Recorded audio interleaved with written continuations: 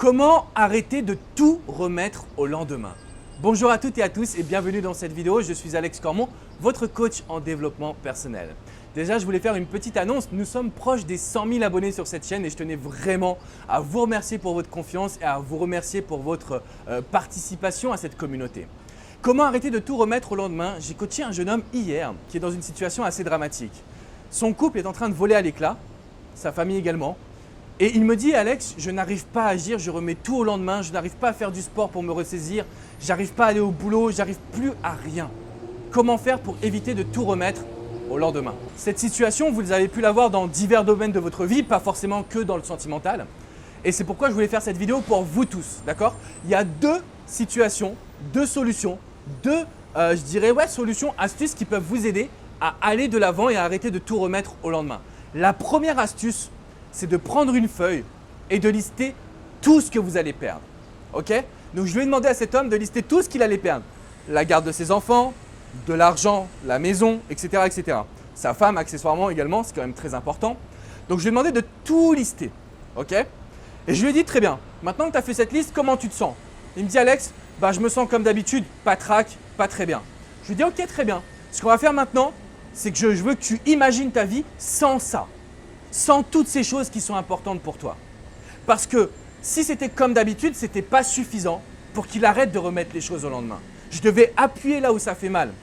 Pourquoi? Tout simplement pour qu'il puisse saisir le fait qu'aujourd'hui, les efforts qu'il doit faire, ce n'est plus une question d'envie, c'est une question de nécessité. Et tout de suite, j'ai senti qu'il avait compris là où je voulais aller. Tout de suite, j'ai senti que là, il commençait à réaliser que s'il n'agissait pas maintenant, il allait tout perdre. Donc la première option, c'est de faire la liste de tout ce que vous allez perdre. Ok? Tout ce que vous allez perdre et si ce n'est pas suffisamment fort, remettez-vous dans cette situation. Revivez tout ce qui va se passer dans votre vie sans ces éléments-là.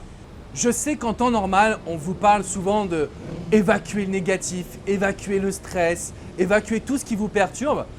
Mais aujourd'hui, j'avais envie de vous proposer une solution qui ne soit pas ce que j'appelle le développement personnel bisounours entre guillemets. C'est l'idée de se dire, si vous ne passez pas à l'action, si vous n'êtes pas assez intransigeant avec vous, mettez-vous un petit coup de pied aux fesses, réalisez aujourd'hui tout ce que vous pourriez perdre.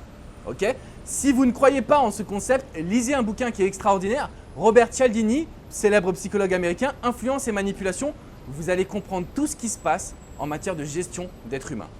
La deuxième astuce, elle est différente. Si vous ne passez pas à l'action, c'est parce que vous ne ressentez pas le bien-être.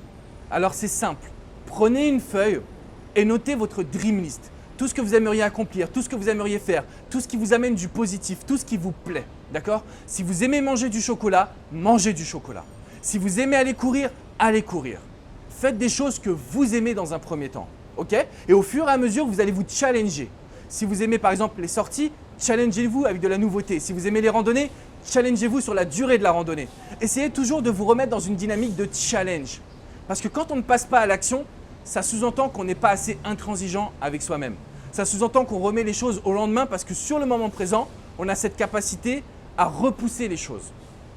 Donc faites-vous plaisir, challengez-vous, vous passerez à l'action rapidement et efficacement. Si vous avez aimé cette vidéo, mettez-moi un petit pouce bleu.